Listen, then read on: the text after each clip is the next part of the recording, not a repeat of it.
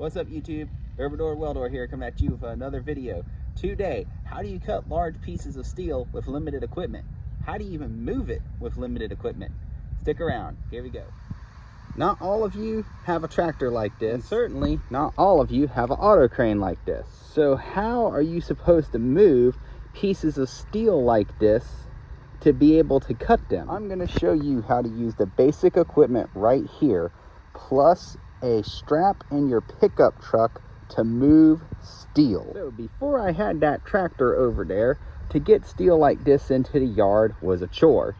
The supply truck would come down here, he'd stop right here at the driveway, he'd go, "You got a forklift." And of course I'd be like, no. So what we would do is we would literally roll the steel off the side of the truck, let it hit the ground, sign papers, he drives off. Step 2, how do I get a big old 6x6 piece of square tube, a big old W12 I-beam? How do I get all that into my yard now and to where I can get to where I can cut it? It isn't rocket science. So you need to roll the steel off the truck, right? This is where pipe wrench. Take pipe wrench, put pipe wrench here. And now you can literally just grab it like so, with very little effort. This works on I-beams too. And look at that.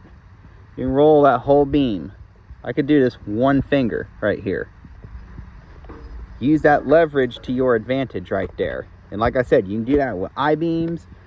Pipe just rolls. You know, you cut it loose on a truck, it just rolls off the side of the truck. But square, I-beams, etc., this is what you got to do. I'm actually in the process of cutting this beam right now, and I figured this would make a great video because it brought back some really good memories. So we need to pick up the beam and move it.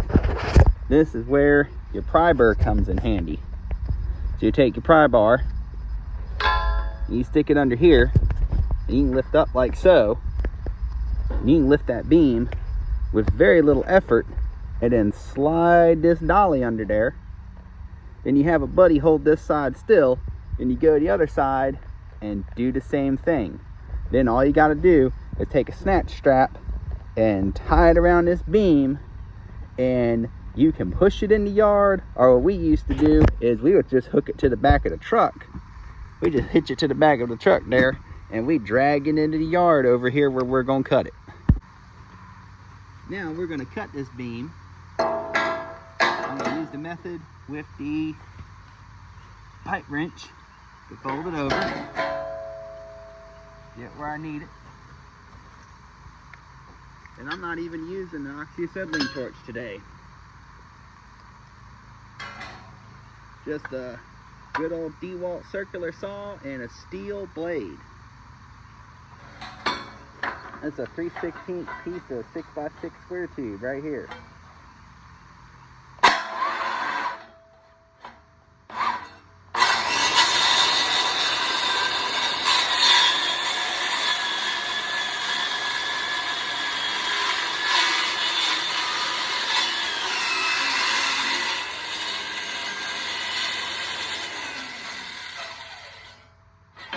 Stop before it starts to pinch there. And once it starts to pinch, it's over.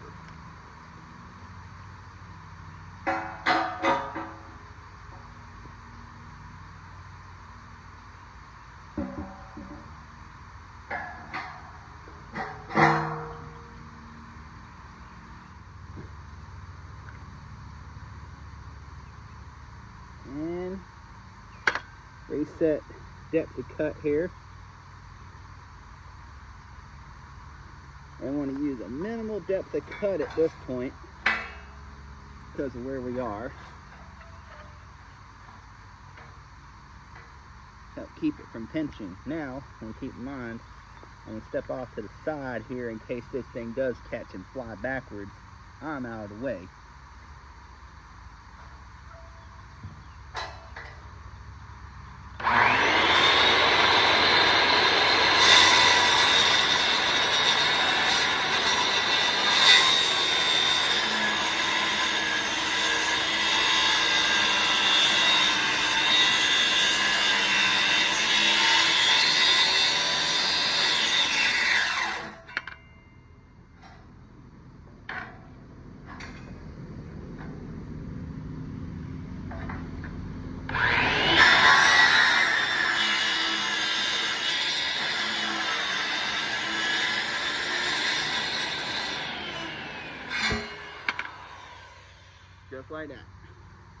And look at that surface finish right there.